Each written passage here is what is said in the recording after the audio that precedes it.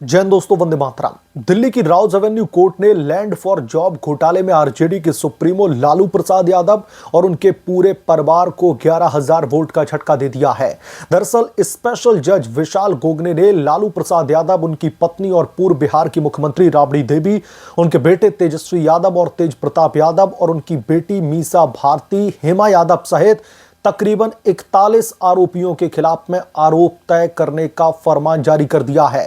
दोस्तों, कोर्ट ने इसे महज अनियमितता यानी कि घोटाला नहीं, बल्कि एक सुनियोजित क्रिमिनल सिंडिकेट यानी कि आपराधिक सिंडिकेट की तरह काम करने वाला मामला बताया है, जहां पर रेल मंत्रालय को पर्सनल फीवडम यानी कि निजी जागीर की तरह इस्तेमाल किया गया। दोस्तों, यह घोटाला साल 2004 से 2009 के बीच में हुआ, जब लालू यादव यूपीए सरकार में केंद्रीय रेल मंत्री हुआ करते थे। सीबीआई के मुताबिक रेलवे में ग्रुप डी यानी कि चौथी श्रेणी की नौकरियां देने के बदले उम्मीदवारों या फिर उनके परिजनों से पटना और अन्य जगहों पर जमीनें नाम मात्र की कीमत पर या फिर गिफ्ट के तौर पर लालू परिवार के नाम या फिर उनके सहयोगियों के नाम पर ट्रांसफर कर दी गई। जांच में पाया गया कि लालू परिवार ने 1 लाख से ज्यादा वर्ग फीट जमीन मात्र 26 लाख रुपए में हासिल कर ली, जबकि सर्कल रेट 4.39 करोड़ से ज्यादा था। यह लेन देन बेनामी और नियमों का उल्लंघन करते हुए किया गया, जिसमें रेल अधिकारियों और करीबी सहयोगियों की मिलीभगत रही थी। कोर्ट ने दोस्तों अपनी टिप्पणी में साफ तौर पर कहा है कि प्रथम दृष्टया यह मामला अनियमितताओं से आगे जाकर के एक सुनियोजित षड्यंत्र लग रहा है।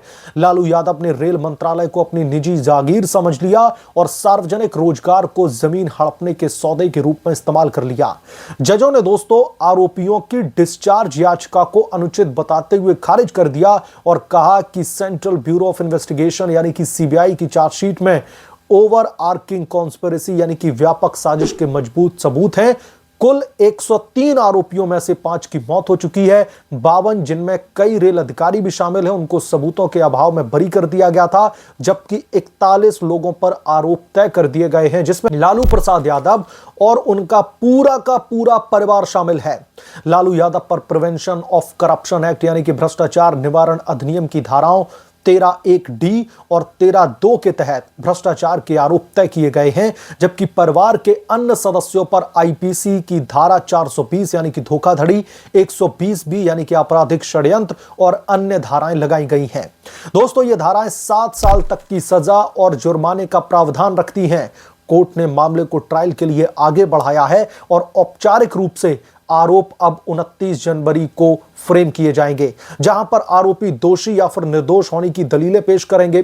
दोस्तों, यह फैसला बिहार की राजनीति में भूचाल ला सकता है। तेजस्वी यादव, जो बिहार में महागठबंधन के प्रमुख चेहरे बने फिरते हैं और मुख्यमंत्री बनने की दावेदारी ठोकते रहते हैं, अब इस घोटाले में बुरी तरीके से फंस चुके हैं। उनके ऊपर गिरफ्तारी की तलवार लटक रही, क्योंकि जो धाराएं लगाई गई है वो 7 साल तक की सजा दिला सकती है। आरजेडी ने इसे राजनीतिक बदला बताया और कहा कि जो राजनीतिक रूप से लालू परिवार से मुकाबला नहीं कर सकता, वो जांच एजेंसियों का सहारा लेते हैं। लेकिन दोस्तों, कोर्ट की टिप्पणियां साफ हैं कि यह कोई राजनीतिक साजिश नहीं, बल्कि पद के दुरुपयोग से सरकारी संपत्ति और रोजगार की लूट का मामला है। लालू यादव की पुरानी आदतें, फसल चोरी, चारा घोटाला, आईआरसीटीसी घोटाला जैसे कई मामलों में वो पहले ही सजा काट चुके हैं। लालू अब दोस्तों इस नए झटके से जूझ रहे हैं। परिवार की पूरी संपत्ति और राजनीतिक भविष्य दांव पर लग चुका है। जनता अब देख रही है कि क्या सामाजिक न्याय के नाम पर सत्ता में आए लोग वाकई गरीबों के लिए काम भी करते हैं या फिर खुद के लिए जागीरें बनाते हैं। दोस्तों, यह फैसला लोकतंत्र में कानून की जीत है। भ्रष्टाचार के खिलाफ में कोई भी बड़ा नाम सुरक्षित नहीं रह सकता। लालू परिवार को अब ट्रायल में सबूतों का सामना करना होगा और अगर दोष सिद्ध होता है तो सजा से भी उनका बचना मुश्किल है।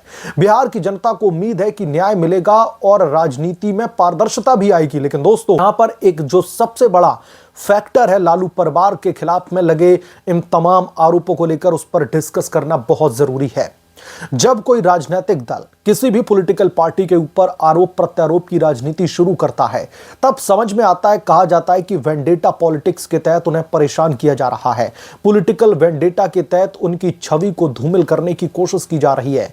लेकिन दोस्तों, जब न्यायपालिका की तरफ से आरोप तय किए जाएं, जब न्यायपालिका ये चीख चीख करके कहने लगे कि लालू परिवार ने रेलवे की प्रॉपर्टी को अपनी जागीर समझ के इन्होंने लोगों को नौकरी देने का काम किया, लोगों की जमीन को मिट्टी के भाव में हड़प लिया, जिनका सर्कल रेट करोड़ों रुपए में है, और कुछ 1 लाख रुपए देकर के लालू प्रसाद यादव ने उन जमीनों को अपने या फिर अपने किसी करीबियों के नाम पर करवा लिया, यानी कि सीधे सीधे बेनामी संपत्ति का मामला।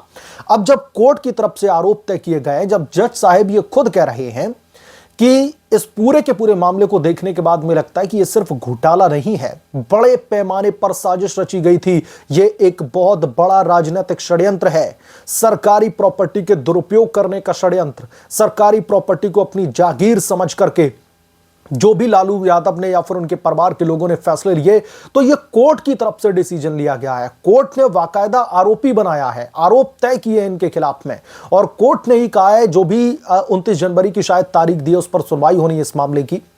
तो फिर इसमें वेंडेटा पॉलिटिक्स कहां से आ गई? क्या भारतीय जनता पार्टी का या फिर आरएसएस का कोई कार्यकर्ता जज की कुर्सी पर बैठ करके फैसला सुना रहा है, जो लालू यादव को यह लग रहा है कि उनके खिलाफ में यह वेंडेटा पॉलिटिक्स की जा रही है? तो राजनीति में इतने निचले स्तर की राजनीति दोस्तों हमें अक्सर देखने के लिए मिलती है। जब भी इन नेताओं के खिलाफ में चार्जेस फ्रेम किए जाते हैं, जब भी इन नेताओं के घोटाले उजागर होते हैं, तो इन्हें वेंडेटा पॉलिटिक्स दिखाई देने लगती है। चलिए, सीबीआई वेंडेटा पॉलिटिक्स कर रही है, ईडी वेंडेटा पॉलिटिक्स कर रही है, और जो भी इनकी विपक्षी पॉलिटिकल पार्टियां उनके ऊपर तो ये गंभीर आरोप लगाते ही रहते हैं गाहे बगाहे। तो क्या अब जज साहब भी वेंडेटा पॉलिटिक्स कर रहे हैं? जब आपको कोर्ट से राहत मिले तो लोकतंत्र की जीत है। लोकतंत्र की हत्या होते होते बची, जज साहब ने इंटरवीन करके बड़ा फैसला सुना दिया, राहत दे दी। लेकिन जब आपको करारा झटका लगता है कोर्ट से, तो फिर आपको उसमें वेंडेटा पॉलिटिक्स की छवि दिखाई देने लगती है, और यही लालू परिवार करता दिख रहा है। जब लालू यादव के खिलाफ में जो उनका पूरा का पूरा जो कच्चा चिट्ठा है, वो जब कोर्ट में उजागर हो गया और उनके ऊपर आरोप तय कर दिए, और जो धाराएं इनके खिलाफ में लगाई गई हैं, उन धाराओं में तकरीबन 7 साल की सजा का प्रावधान है। फिर चाहे वो लालू यादव हो, उनके बेटे तेजस्वी यादव, तेज प्रताप यादव, राबड़ी देवी, मीसा भारती, या फिर अन्य जो लोग हैं, यानी कि कुल मिलाकर के 41 लोगों को इस मामले में आरोपी बनाया गया है। तो 7 साल की सजा की गिरफ्तारी की तलवार लटक रही है इनके ऊपर, और इस वजह से ये बौखलाहट इनकी अब बार बार बाहर निकल कर आ रही है, और इन्हें अब इसमें भी वेंडेटा पॉलिटिक्स दिखाई दे रही है। वैसे ये जो वेंडेटा पॉलिटिक्स है, ये तो दूर दूर तक नहीं है इसमें, लेकिन बिहार की जनता का आपने जो बैंड बजाया है ना, वो इसमें जरूर साफ तौर पर दिखाई दे रहा है। लैंड फॉर जॉब घोटाला, इसके बाद में, इससे पहले मैंने एक रिपोर्ट आपके बीच में साझा की थी कुछ दिन पहले ही, दिल्ली राउस एवेन्यू कोर्ट के आईआरसीटीसी पर जो फैसला आया था जिसमें इनके ऊपर आरोप तय किए गए थे।